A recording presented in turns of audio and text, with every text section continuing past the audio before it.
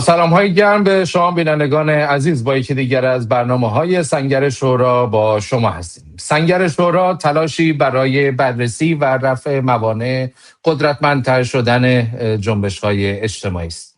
سنگر شورا برنامه جانبدار است، به سنت شورایی کارگری تعلق دارد و بر عمل مستقیم کارگری و توده‌ای تاکید می‌کند. سنگر شورا به مسائل گره‌ای سازماندهی کارگری، توده‌ای و اعتراضات جاری در سطوح مختلف می‌پردازد. با برنامه سنگر شورا در تماس باشید، از سوال، پیشنهاد، انتقاد استقبال می‌کنیم. در این برنامه با رحمان حسین زاده هستیم، با هم گفتگو خواهیم کرد حول نهادهای همیاری در سطح محلات و شهرها. ابتدا سلام عرض میکنم به شما رحمان حسین زاده، به برنامه خودتون خوش آمدید. در رابطه با نهادها میخوام مستقیما بپرسم، حزب حکمتی است در دوره اخیر، مشخصا در دوره جنگ، فراخوان ایجاد نهادهای همیاری رو داشت. زمینه اجتماعی ایجاد چنین تشکلی چگونه است؟ ابتدا منم باید تبریک بگم شروع برنامه سنگر شورا رو به شما و همکارانت و خرسندم که در این برنامه شرکت دارم. سلام دارم به بینندگان و شنوندگان عزیز برنامه. ببینید، زمینه‌های اجتماعی و حتی سیاسی ایجاد نهادهای همیاری شاید در همون عنوان همیاری خودش پیداست. مردم در محله و شهر همیشه به همیاری همدیگه احتیاج دارن. خودمون میدونیم انسان موجود اجتماعیه و نیازهای اجتماعی، نیازهای با هم بودن دیگه جزو روتین زندگی اجتماعی انسان هاست. در همه شرایط یا در چه شرایطی این همیاری ها ضرورت پیدا میکنه؟ یه مسئله مشهوری هست، در خوشی ها و بیشتر در ناخوشی ها هم این همیاری ها ضرورت پیدا میکنه. شما نگاه کنین در جشنامون، در مراسم‌های عروسی، در انواع مناسبت‌های شاد، انسان‌ها در سطح محله و شهر، اونایی که هم برای همدلی با همدیگه دارن، دور هم جمع میشوند. این نوعی همیاری است.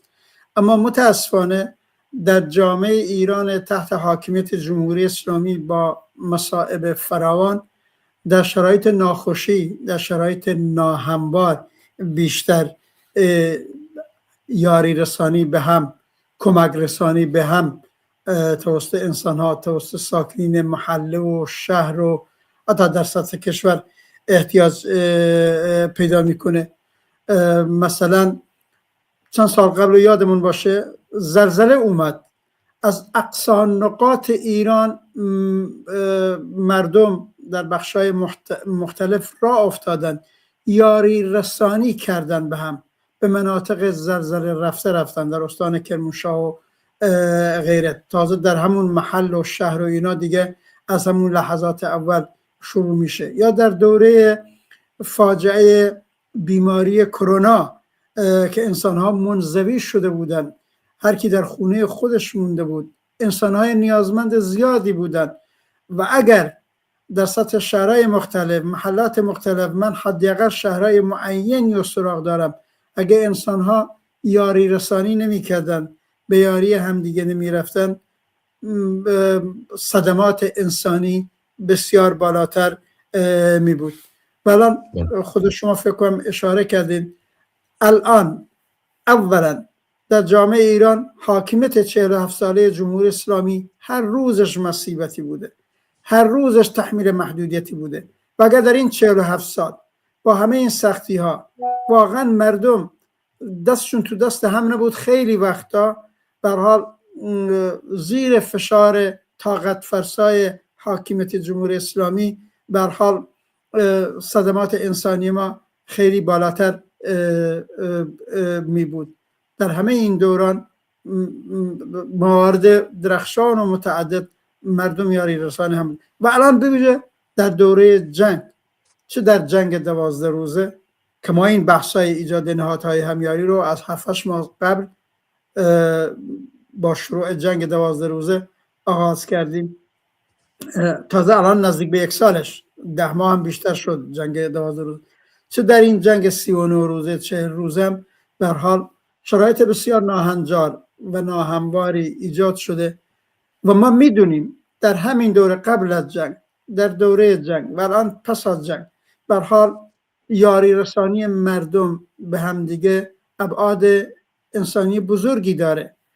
این مثالا رو زدم، این شرایط رو گفتم بگم این اون شرایط اجتماعی، اون شرایط سیاسی که یاری رسانی رو ضروری میکنه. اون وقت دیگه این نباید خود به خودی پیش بره، این باید سازمان پیدا بکنه، این باید کانالیزه بشه، این باید متشکل بشه، این باید هدفمند بشه. در این چارچوب، در این فضاست ما بحث ایجاد نهادهای همیاری رو در سطح محلات و در سطح شهرها در این مدت بر اون پافشاری کردیم. بله، کارها، اقدامات و وظایف اصلی نهادهای همیاری چه ها هستن یا چگونه است؟ ببینید، انسان ها در سطوح مختلف به هم دیگه نیاز پیدا میکنن. در نتیجه نهادهای همیاری ما مشخصا در این شرایط جنگ داریم صحبت میکنیم و یا حتی تبعات سخت بعد از جنگ. الان ظاهرا دوره آتش بس جنگ نیست ولی تبعات جنگ مونده. ببینید این شرایط ناهموار این جنگ اولین اثرش ایجاد ناامنی بوده در سطح کل کشور و از جمله در سطح محله‌ای که زندگی کردیم، در سطح شهری که داریم زندگی میکنیم. خود ناامنی روحی، جسمی، فیزیکی، اینو بخشن اگر انسان‌ها با هم ارتباط نگیرن، همدل نشن، یاری رسان هم نباشن، حتی روحیه به هم دیگه ندن، انسان‌ها به تنهایی با آسونی نمیتونن این شرایط سخت رو تحمیل کنن. تخفیف شرایط ناامن به هر لحاظ این اولین وظیفه به نظرم نهاد همیاری. وظیفه اصلی‌تری که باید بذاریم محکم کردن همبستگی انسانی میان انسان هاست. انسان ها باید دستشون به دست هم برسه، همسایه ها، هم محله و الان در ادامهش میگیم در سطح شهر و حتی کل کشور. به هر حال خود نفس ایجاد این همبستگی در سطوح مختلف و در پراتیک مختلف بعداً خودش رو نشون میده و هر قوت قلب میده. به نظرم اینم یک کار اساسی تره. اما جنبه های خیلی عملی تر هست. در همین شرایط سخت جنگی مشکلات معیشتی پیش اومده برای خیلی از انسان ها، برای خیلی از خانواده ها. مشکلات معیشتشون رو چجوری جبران کنن اگر همسایه ها به کمکشون نرن، اگر سفره هامونو با هم دیگه تقسیم نکنیم و این موارد متعدد. اینم یکی از اون کار هست، رفع نیازهای معیشتی همدیگه. به هر حال یاری رسانی مالی به اون معنا، یاری رسانی معیشتی، رفع مایحتاج اولیه، نجات دادن انسان ها از گرسنگی و بی‌بضاعتی و بی امکاناتی. اینم جزو اون کارهاییه که نهادهای همیاری باید در دستور کار بذارن. در این شرایط جنگی خانه و مسکن زیادی از بین رفتن. برای بازسازیشون هر صاحب خانه‌ای که بخشن احتمالاً بعضشون زخمی شدن یا متاسفانه جان باختن، چجوری برای بازماندگان باید بازسازی بشه؟ بازسازی همه اماکن و خانه و مسکن مردم عادی رو منظورمه. من اینجا کاری به اماکن دولتی ندارم، بعداً بهش میپردازیم. اینو باید بازسازی کرد. در همون محله همسایه ها، انسان های همسرنوشت باید به دادمون برسن. سیستم آب و برق محله در نتیجه یه بم منفجر میشه، ترک برمیداره، تا دولت میرسه وضع زندگی این انسان ها به هم میرزه. الان به وظایف دولت هم بعداً میپردازیم. فوری باید دست به کار شد، سر و سامون داد به آب و برق و مسکن و امکاناتی که لطمه خوردن، صدمه خوردن. به هر حال خانواده های جان باخته وجود داشته در شهرمون، در محلمون. باید در کنارشون بود، غمخوارشون بود، باشون بود، روحیه بهشون داد. زخمی داریم، صدمه دیده داریم، رسوندنشون از بیمارستان گرفته تا تأمین امکانات پزشکیشون. خیلی ها شاید خودشون نتونن امکانات پزشکی رو. باید با همیاری هم، دست جمعی امکانی رو درست کنیم، به داد زخمی هامون برسیم، صدمه دیدگان برسیم. اگر متاسفانه آوارگی به بار آورده این شرایط جنگی، اگر خودمون آواره شدیم و همراه همسایه و همشهریمون در این مسیر هم آوارگی، باید یاری رسانه هم باشیم در اون جایی که اسکان جدید پیدا میکنیم، یا برعکسش که آوارگان به طرف شهرمون اومدن، به طرف محلمون اومدن، باید اونا رو اسکان داد، باید به دادشون رسید، باید کمکشون کرد، باید نیازهای اولیشون رو رفع کرد. در سطوح مختلف به این شکلی یاری رسانی، کمک رسانی جزء وظایف اساسی این نهاد است. در سطوح مختلف با ابتکارات مختلف این یاری رسانی ها جزء وظایف پایه‌ای نهادهای همیاری. بله، خب سوال این وسط پیش بیاد که اگر این کارها جزء وظایف این نهادها هست، پس نقش دولت در قبال تأمین نیازهای زندگی مردم چی میشه؟ اتفاقا یکی از مهمترین کارهای همین نهادهای همیاری و یا با هر نام دیگه‌ای که درست میشن، اعمال فشار جمعی مبارزاتی بر خود دولت رو باید مسئول کرد. مادام اسمش دولت، هرچند جنایتکار 47 سال رژیم اعدامه، اما کل امکانات اون کشور در دست اوناست، در بودجه اوناست. دولت رو باید موظف کرد به این صدماتی که به مردم وارد میشه در جریان همین جنگ یا زلزله یا هر واقعه دیگه مسئول باشه و باید پاسخگو باشه. در وهله اول که گفتم مثلا اگه سیستم برق و آبرسانی محل لطمه میبینه، باید رفت گریبان مؤسسات دولتی مربوطه رو گرفت بیان درستش کنن. اگر عده‌ای نیاز معیشتی دارن، این دولت موظف معیشت شهروندان و مردم رو تأمین کنه. یعنی کارهایی که نهادهای همیاری داوطلبانه در دستور میذارن، به هر حال اینطوری نیست دیگه از دولت صرف نظر کنیم در مقابل وظایف اولیش پاسخ نباشه. باید پاسخگوش کرد. اینو فردی نمیتونیم پاسخگوش کنیم. اگر جمعی، اگر متحدانه، اگر مبارزاتی مردم یک محله، مردم یک شهر یا حتی در کل کشور مسئولیت نکنیم، در نتیجه اتفاقا این وظیفه عملی مبارزاتی هم جزو وظایفمون هست. اما مسئله اینه ما این دولت رو میشناسیم، این نه در شرایط جنگی، نه در شرایط زلزله، نه در شرایط کرونا، در شرایط نرمال این رژیم سرمایه ضد انسانی، ضد کارگران، ضد زنان و جوانان اون جامعه پاسخگوی وظایف اولیش نبوده و حتی زیر فشار بعداً پاسخگوش کردن.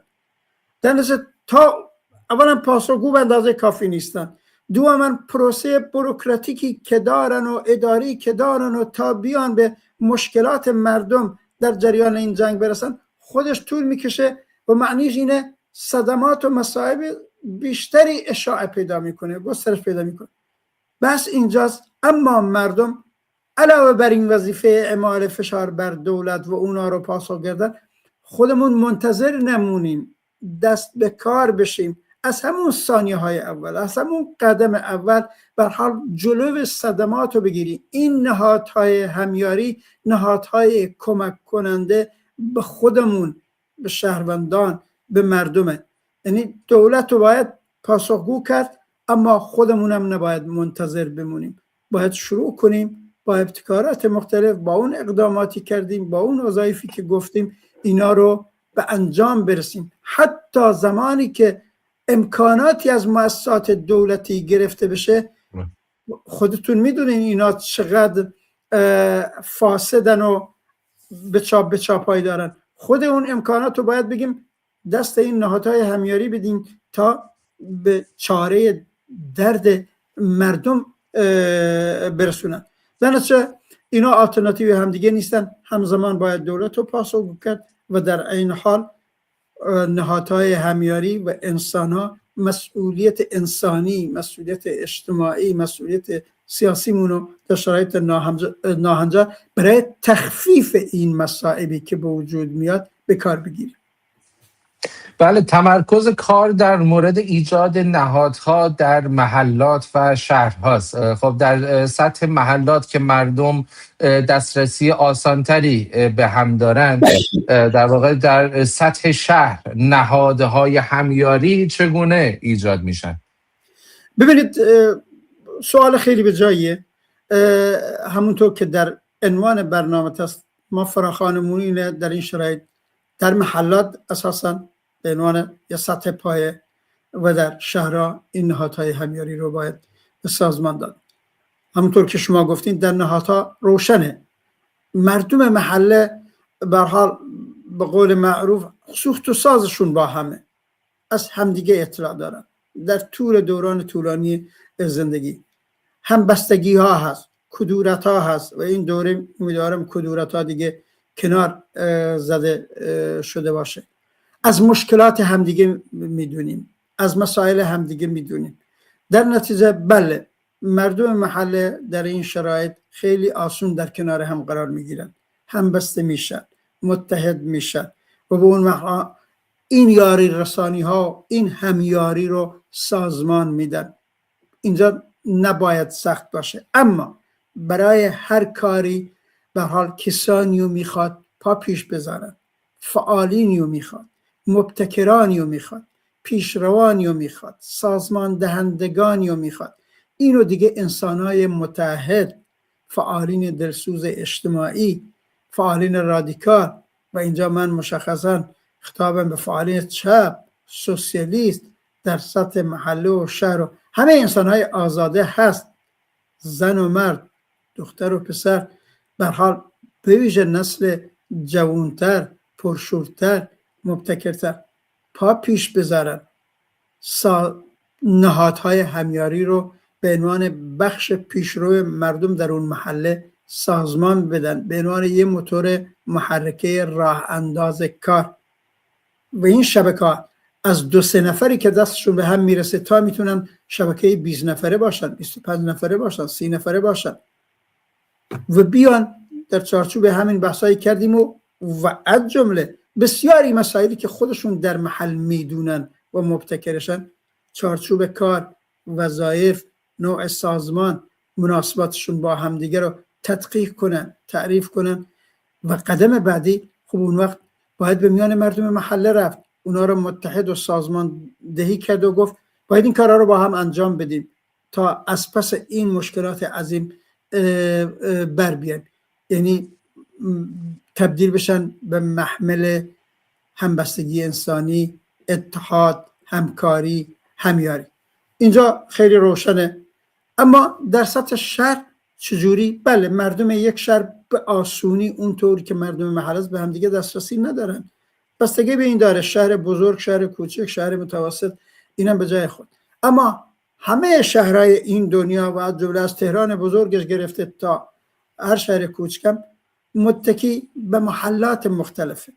اگر این نهادهای همیاری در سطح محلات متعدد درست شده باشن، میتونن با همدیگه در ارتباط قرار بگیرن. از جمله همون نهاد همیاری پیشکسوت مردم این محله یا محله دیگه از طریق نمایندگانشون میتونن خبر از هم دیگه پیدا میکنن، میدونن در فلان محله و فلان محله و فلان قسمت شهر، منطقه شهر نهادهایی درست شده. الان نه الزاماً با اسم مشابه، الان شاید در ادامه بهش بپردازیم، برای به نام کمیته، به نام کانون یا هرچی، برای باید رابطه گرفت، باید رفت رابطه گرفت، بگیم در محله ما، در محله شما این نهادهای همیاری است. درد مشترک داریم، مسائل مشترک داریم، نیازهای مشترک داریم، هم گامی احتیاج داریم، در ارتباط قرار بگیریم، هم قدم بشیم، هم گام بشیم، هم عمل بشیم.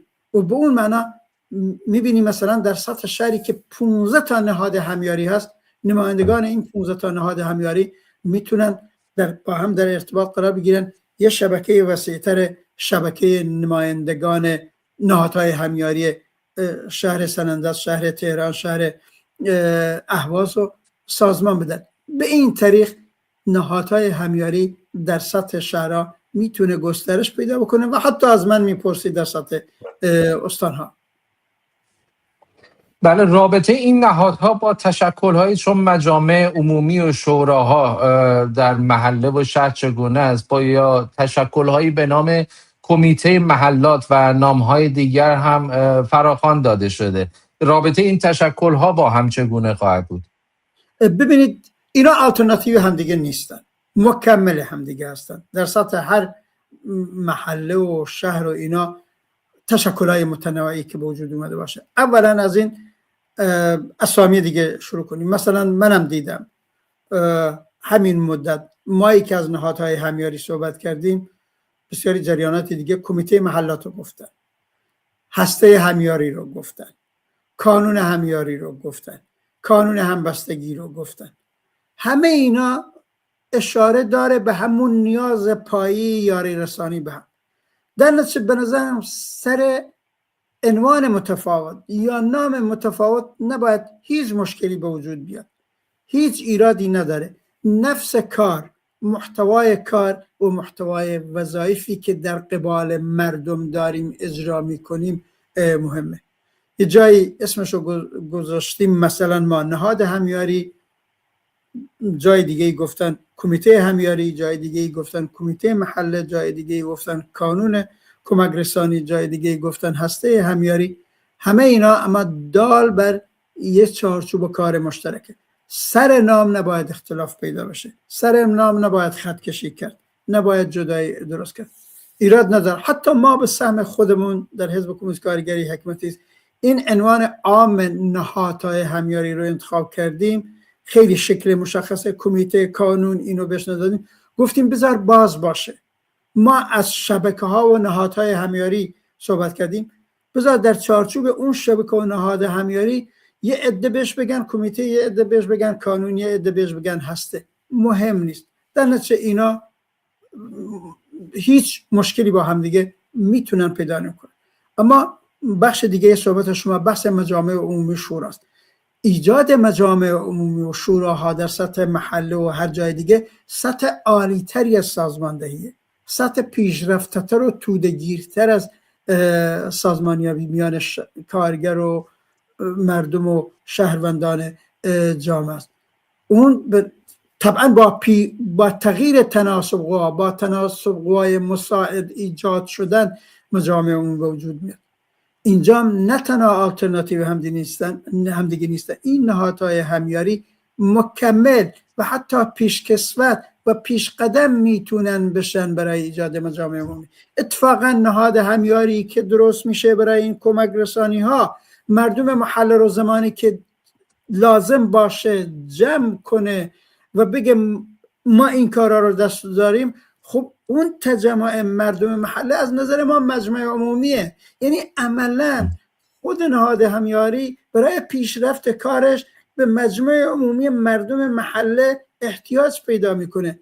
پس عملا خودش میتونه سازمانده هم باشه. میخوام بگم انتگرن، مکمل همن، آلترناتیو همدیگه نیستن و خیلی هم خوب. حتی در سطح عالی‌تر زمانی که مجامع عمومی سازمان یافته و منظم و مرتب شدن، این دیگه اسمش شوراست. این یه تناسب قوایی رو میخواد. دیگه رژیم حار اسلامی یا دار دسته های ارتجاعی نتونن شورامونو به هم بزنن. برحال خب معلومه شاید یه زمان یه مجمع عمومی برای یه 48 ساعتی درست بشه و کارشو بکنه، یه شورای حتی برای یه ماه عمر پیدا بکنه. به هر نسبت تجربهش کنیم، اما پایدار موندنش در گره تناسب قوای مساعدتره. و اتفاقا این نهادهای همیاری تجربه به دست میده که صفوفمون رو محکم میکنه، متحد میکنه، بعداً برای سازماندهی مجامع عمومی، شوراها، نمیدونم اتحادیه، انواع تشکل‌های دیگه که میکنن ضرورت پیدا میکنن به وجود بیاد. در نتیجه میخوام بگم اینا مکمل همدیگه هستن، در تکمیل همدیگه هستن و باید به استقبالش رفت. بله، فراخوان پایانی شما در این رابطه چیست؟ خطابم به انسان‌های متحد، به فعالین دلسوز، به فعالین اجتماعی، به فعالین چپ و کمونیست در هر شهر و محله. واقعا چه در شرایط عادی ما احتیاج به این همیاری ها داریم و سازمانش بدیم، کانالیزش کنیم و به ویژه در این شرایط سخت جنگی و حتی بعد از جنگم تبعات سخت این جنگ ادامه پیدا میکنه. ما از نان شب واجبتر متشکل و متحد و همبسته انسانی بمونیم در قالب همین شبکه ها و نهادهای همیاری. خب میشنویم، میبینیم جاهایی درست شدن، دستشون در نکنه، دست مریضات محکمش کنیم، گسترشش بدیم. اگر جاهایی، شهرهایی، محلاتی هنوز درست نشدن، دست به کار بشویم، آستین بالا بزنیم، درستشون بکنیم، گسترششون بدیم. نهادهای همیاری و شبکه‌های همیاری در این شرایط سخت به داد همدیگه برسیم، هم به ابزار مبارزه برای پاسخگو کردن جمهوری اسلامی تبدیلش کنیم، هم به ارگان و ابزار یاری رسانی روزمره به مردم و همسایه و هم محله و هم شهریمون که نیاز دارن. اینا رو بیشتر بکنیم. فکر مثلا در دوره جنگ درست شدن و الان آتش بسی هست، این توهم ایجاد نشه که به هر دیگه اینا خاصیت ندارن، این برای دوره جنگ بود. بعد از جنگ هم الان ما میبینیم بعد از جنگ ابعاد مصائب تازه داره بروز پیدا میکنه. بیکارسازی های وسیع، گرانی سرسام‌آور، کمبودهای معیشتی و کالا، به حال آثار تخریب ها و زدن زیرساختا، همه اینا هنوز احتیاج داره کمک برسونیم. و مهمتر این نهادها، شبکه‌های همیاری، علاوه بر وظایف روزمره جاری خودشون تبدیل میشن به یک بستر اتحاد و همبستگی و همیاری و نمیدونم شبکه انسانی که صفوف کارگر و مردم در سطح محله و شهر به هم نزدیک میکنه، محکم میکنه، اتحاد در میان ایجاد میکنه. این اتحاد برای ادامه زندگیمون، برای ادامه مبارزمون، برای در شرایط دیگه تعیین تکلیف با جمهوری اسلامی خیلی به نفعمون میاد. یعنی این نهادها فقط خاصیت روز رو ندارن، خاصیت اتحاد و همبستگی برای آینده مبارزمون هم دارن. برای سپاسگزارم از شما رحمان حسین زاده به خاطر وقتی که در اختیار برنامه خودتون سنگر شورا گذاشتید. با تشکر، خیلی ممنون. بینندگان عزیز، اینجا به پایان یکی دیگر از برنامه‌های سنگر شورا میرسیم. تا برنامه دیگر، روز و روزگار بر شما.